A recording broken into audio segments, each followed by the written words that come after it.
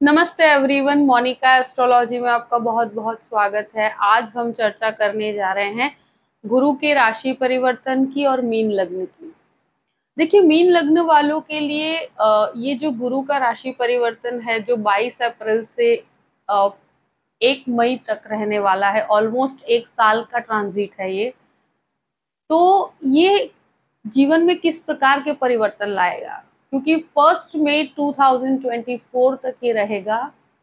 और अब गुरु जो इतने समय से आपके लग्न में चल रहे हैं और स्वगृही अवस्था में थे, अब ये सेकंड हाउस में जा रहे हैं और वहां पर ऑलरेडी राहु स्थित है।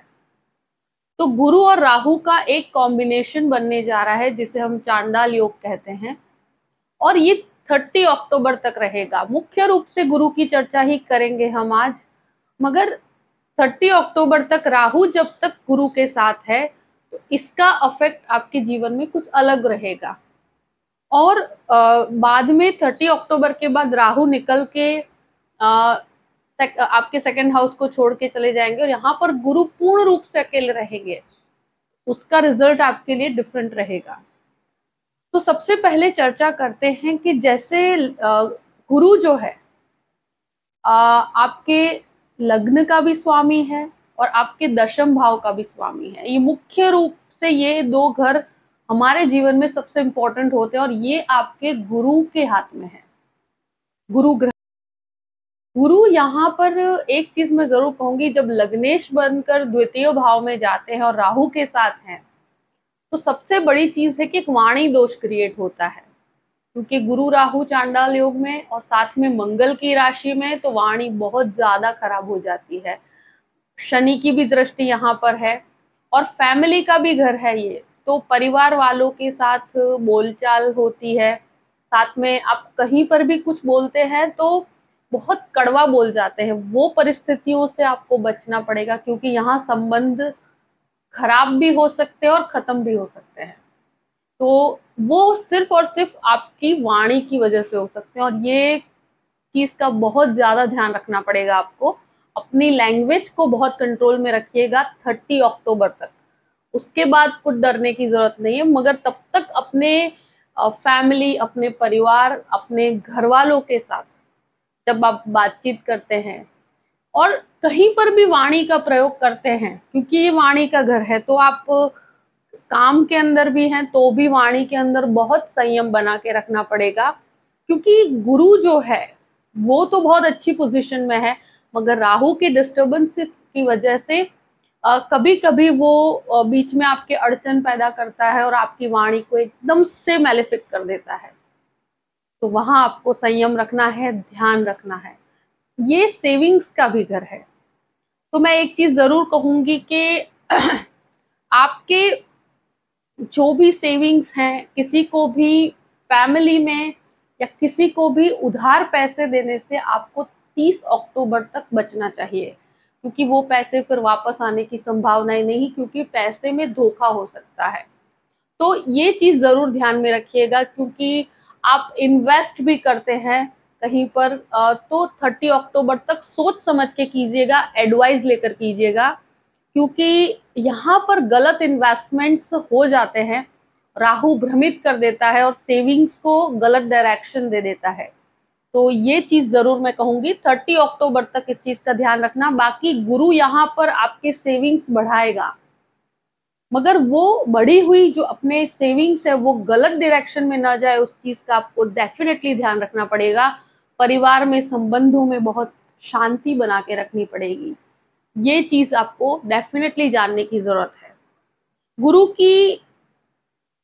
गुरु की जो 3 दृष्टियां होती है, तो गुरु की एक दृष्टि सबसे पहले जो पड़ती है वो आपके मुख्य रूप से 6th हाउस पे पड़ती है। तो यहाँ पर अगर आप लोन की प्राप्ति करना चाहते हैं तो वहां आपको लोन प्राप्त हो जाएगा। साथ साथ में मैं एक चीज जरूर कहूंगी कि कोई भी रोग है, कोई भी प्रकार की हेल्थ इश्यूज है, तो वहां पर गुरु के द्वारा आपको काफी रिलीफ मिलेगा, सही मेडिसिन प्राप्त हो पाएगी। शत्रुओं को ये शांत करेगा, शत्रु आप पर हावी नहीं हो पाएंगे, क्योंकि गुरु की दृष्टि की वजह से यहाँ पर अगर कोई भी प्रकार का क्लैश है तो ये आपको कुछ बहुत मतलब सपोर्टिव पोजीशन देगा और गुरु के द्वारा आपको बहुत ज़्यादा जो भी प्रॉब्लमेटिक सिचुएशन है उसमें से निकलने का रास्ता भी मिलेगा और कहीं पर भी कोई हावी नहीं हो पाएगा आप पे और आपकी परिस्थिति को मजबूत बना के रखेगा। दूसरी चीज ये कहूंगी कि जो भी लोग हेल्थ इंश्योरेंस का काम करते हैं, जो भी लोग लोन डिपार्टमेंट में काम करते हैं, उनके लिए गुरु के द्वारा काफी अच्छे रिजल्ट्स हैं। जो लोग जॉबलेस है उनके लिए गुरु यहाँ पर जो दृष्टि 6th हाउस पे करते हैं तो वो जॉब के लिए बहुत अच्छे रिजल्ट्स आपको मिलेंगे, अच्छी पॉसिबिलिटीज खड़ी करता है। गुरु की एक दृष्टि आपके अष्टम भाव पे पड़ती है तो ये इन लॉज के साथ जो भी रिलेशंस है अगर वो खराब है तो देखिए 30 अक्टूबर तक थोड़ा सा वहां पर भी संयम रखना है, मगर आफ्टर 30 अक्टूबर जब गुरु पूर्ण रूप से अकेले रहेंगे, वो गुरु की दृष्टि की वजह से आपको काफी अनएक्सपेक्टेडली फाइनेंशियल गेन भी होंगे। इन लॉज के साथ अगर रिलेशन खराब है तो 30 अक्टूबर के बाद वहां पर भी बहुत बेटरमेंट आएगा। और एक तरह से जो लोग रिसर्च में जुड़े हुए हैं, जो मेडिकल रिसर्च में जुड़े हुए हैं, उन लोगों के लिए बहुत अच्छा है। जो लीगल डिपार्टमेंट में काम करते हैं उनके लिए भी बहुत अच्छा है। और गुरु के द्वारा यहाँ पर दृष्टि पड़ने पर व्यक्तियों को मंत्र साधना में भी काफी इंटरेस्ट बढ़ता है। तो ये चीजें करने में जो जो लोग इन्वॉल्व है उनके लिए बहुत अच्छे रिजल्ट्स प्राप्त होंगे। और जो स्टूडेंट्स बाहर जाना चाहते हैं उनके लिए भी ये गुरु के द्वारा काफी अच्छे रिजल्ट्स मिलेंगे, मगर अगर उसके लिए लोन करना चाहते हैं तो वहां पर गुरु का रिजल्ट आपको पॉजिटिव मिलेगा।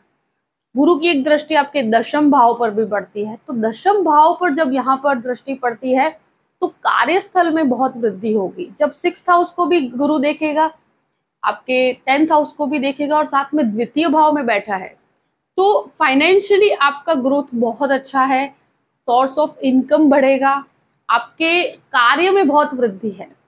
मगर कार्यस्थल पे हो या फैमिली में हो, किसी को भी उधार पैसे नहीं देने और प्लस साथ में कहीं पर भी इन्वेस्टमेंट करते हो तो 30 अक्टूबर तक बहुत सोच समझ के इन्वेस्टमेंट कीजिएगा, क्योंकि वहां पर बहुत बड़ा रिस्क नहीं लेना चाहिए आपको। आप ग्रेजुअल रिस्क ले सकते हैं, वहां पर कोई प्रॉब्लम नहीं है, मगर जो कहते हैं ना कि पूरा ही जितना इन्वेस्टमेंट है वो एक ही जगह पर डालते हैं तो वो रिस्क आपको अक्टूबर तक नहीं लेना चाहिए। बाकी यहाँ पर आपके लिए जो लोग जॉबलेस है उनके लिए बहुत अच्छा है। बिजनेस नहीं है तो बिजनेस के अंदर वृद्धि होगी, आपको मल्टीपल सोर्स ऑफ इनकम भी बढ़ेगा। जो लोग खाने पीने का बिजनेस करते हैं उनके लिए बहुत अच्छा है, जो मेडिसिन के अंदर है उनके लिए बहुत अच्छा है। तो इस प्रकार की परिस्थिति में सभी को, टीचिंग लाइन वालों के लिए भी बहुत अच्छा है ये। मगर ये गुरु खुद के ही घर को देखेंगे और आपके कार्यस्थल में बहुत हद तक बढ़ोतरी करेंगे और ये फाइनेंशियली बहुत अच्छा ग्रोथ का टाइम है। रिलेशंस में थोड़ा संभल के रहना है, वाणी में संभल के रहना है। एक चीज है कि 2nd हाउस में जब गुरु राहु की युति होती है वो व्यक्ति को फूड हैबिट्स बहुत गलत दे देता है, इनडाइजेशन का प्रॉब्लम होता है, वो बाहर बहुत ज्यादा खाना खाता है और यहाँ पर खाने में सात्विकता नहीं रहती, उसकी हैबिट्स खराब हो जाती है। तो इस वजह से उसके हेल्थ पर इफेक्ट होता ही होता है। तो और शनि भी यहाँ पर दृष्टि कर रहे हैं तो फूड हैबिट्स को बिगड़ने मत दीजिएगा, क्योंकि मुझे लगता है अप्रैल टू अक्टूबर, 22 अप्रैल से लेकर 30 अक्टूबर तक का समय है ऐसा कि जहां पर आपकी फूड हैबिट्स बहुत ज्यादा खराब हो सकती है। कुछ एडिक्शन भी गलत हो सकता है, कोई गलत व्यसन में न पड़ जाए, इस चीज का आपको ध्यान रखना है, क्योंकि ये चीजें व्यक्ति को, जब फाइनेंशियली ग्रोथ अच्छा हो रहा होता है तो व्यक्ति इन चीजों में पड़ता है, अपनी हैबिट्स खराब करता है। गलत संगत की वजह से भी ये चीजें होती है, मगर आप हो सके तो इन चीजों में मत पड़िएगा। आफ्टर अक्टूबर ऐसी कोई परिस्थिति नहीं है, वहां पर आपके लिए बेटरमेंट ही होगा, मगर फूड हैबिट्स को खराब मत कीजिएगा। यहाँ पर हेल्थ को लेकर मुझे लगता है वैसे डरने वाली सिचुएशन नहीं है, मगर ये एक तरह से व्यक्ति को उसके फाइनेंसेस को, उसके पैसों को गलत डायरेक्शन देता है और कहीं ना कहीं वो एडिक्शन में भी काफी एक्सपेंस करता है। तो अपने खर्चों पे बहुत नियंत्रण बना के चलना पड़ेगा, काफी प्लान करके चलना पड़ेगा। तो आप जो इतनी जो भी कार्य क्षेत्र में बढ़ोतरी कर रहे हैं उसके अंदर आगे सर्वाइवल और एक एक्सीलेंट लेवल तक पहुंच पाएंगे। तो इस यात्रा को बेटर बनाइए। देखिए, यहाँ पर रेमेडीज की बात की जाए तो जो भी गुरु के राशि है, मीन राशि है, और दशम भाव का अधिपति भी गुरु है आपके, तो आपके लिए हर गुरुवार को विष्णु सहस्त्र का पाठ करना ये बहुत अच्छा है आपके लिए। ये पूरे ही योग में मैं कहूंगी कि गुरुवार को विष्णु सहस्त्र का पाठ कीजिए। इससे गुरु को काफी बल मिलता है और आपके लिए एक बहुत बेस्ट रेमेडी रहेगी। सेकंड एक रेमेडी है कि रोज ओम नमः शिवाय के 108 जप कीजिए। गुरु राहु का जो चांडाल दोष होता है उसका ये बहुत ही इजी और बहुत ही पीसफुल उपाय है। इससे आपको बहुत हद तक सही डिसीजन लेने में वो क्षमता प्रदान करेगा। तो 108 बार ओम नमः शिवाय के जप करने से इसका जो बाधा है उसमें काफी हद तक रिलीफ मिलती है। दोनों उपायों में से आप कोई भी कर सकते हैं, जो भी आपके लिए कंफर्टेबल हो, मगर कीजिएगा जरूर। ये आपके लिए बहुत अच्छा रहेगा और ये जो भी राहु की नेगेटिविटी है आपके जीवन में, जो जो बाधाएं आ रही है, उसको ये समाप्त करेगा। आई होप कि ये वीडियो आपको पसंद आया होगा। पसंद आए तो लाइक भी कीजिएगा और सब्सक्राइब भी कीजिएगा। Thank you so much. जय श्री कृष्ण।